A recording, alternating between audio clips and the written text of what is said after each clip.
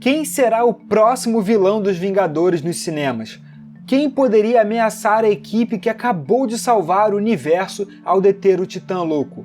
Como isso se conecta a uma nova equipe de heróis e às novas séries da Marvel?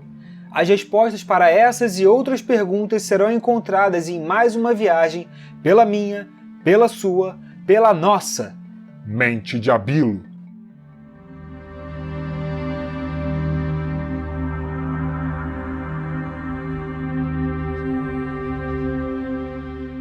Em primeiro lugar, é bem provável que a Marvel irá esperar mais alguns anos para lançar o grande vilão da próxima era do seu universo cinematográfico.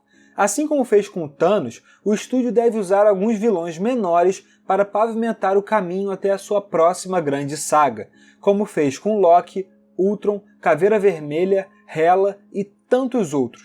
Nesse sentido, o vilão que eu apresento nesse vídeo não será o Thanos da próxima geração, pelo menos na minha opinião. Ele deve ser utilizado com uma ameaça forte o suficiente para unir uma nova equipe dos Vingadores. Então quem é esse vilão, você se pergunta? Bem, após consultar os confins dessa mente incrível e cheia de ideias, eu posso dizer com certeza que o próximo inimigo dos Vingadores é ninguém mais, ninguém menos do que Kang, o Conquistador.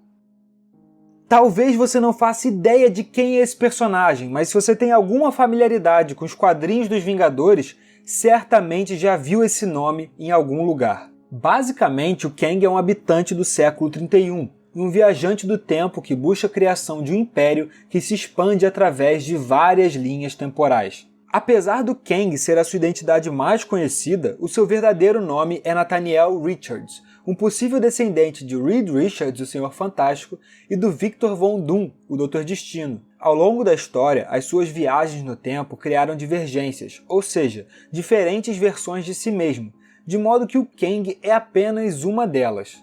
Rapaz de Ferro, Rama-Tut, Imortus, Kid Imortus e Centurião Escarlate são outras versões de Nathaniel Richards. Todas elas, de alguma forma, em algum momento, estiveram relacionadas aos Vingadores. Mas então, por que introduzir o Kang agora? Bem, esse é o momento perfeito, não acha? Vingadores Ultimato usou viagens no tempo como elemento de roteiro para explicar como os heróis conseguiram reverter os efeitos do estalo do Thanos. Como o próprio filme explica, após usá-las para derrotar o Titã Louco, os Vingadores deveriam devolver as Joias do Infinito para o seu local de origem.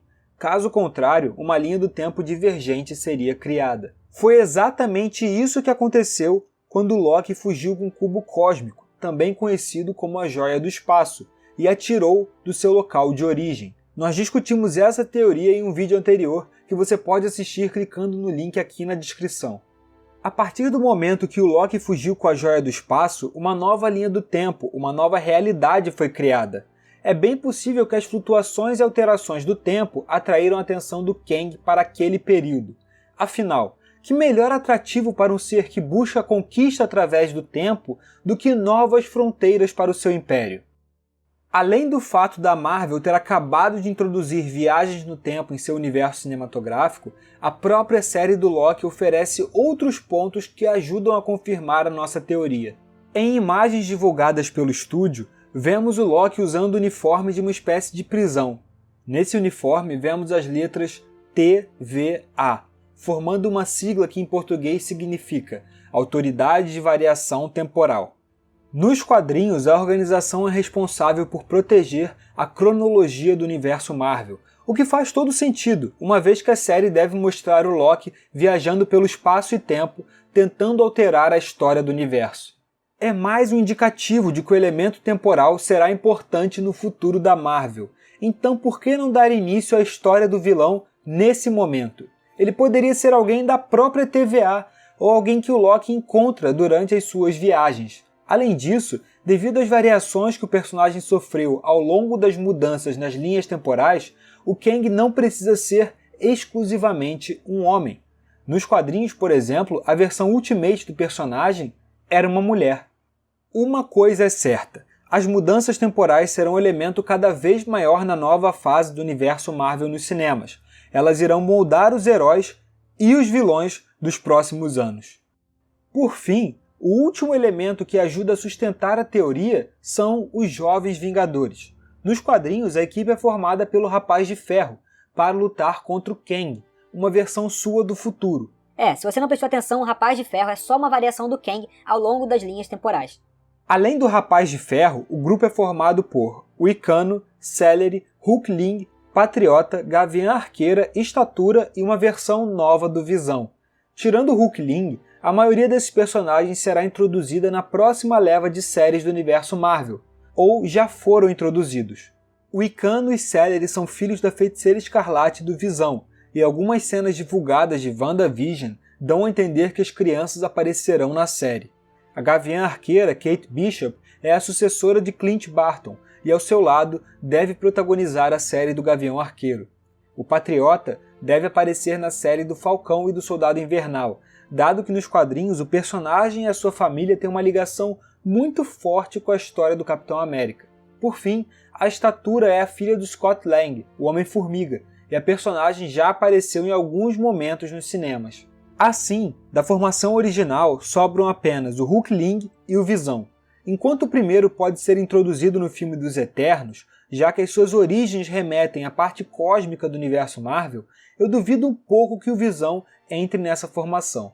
Isso tudo me leva a crer que a Marvel prepara a introdução de uma nova leva de heróis através do arco do Kang.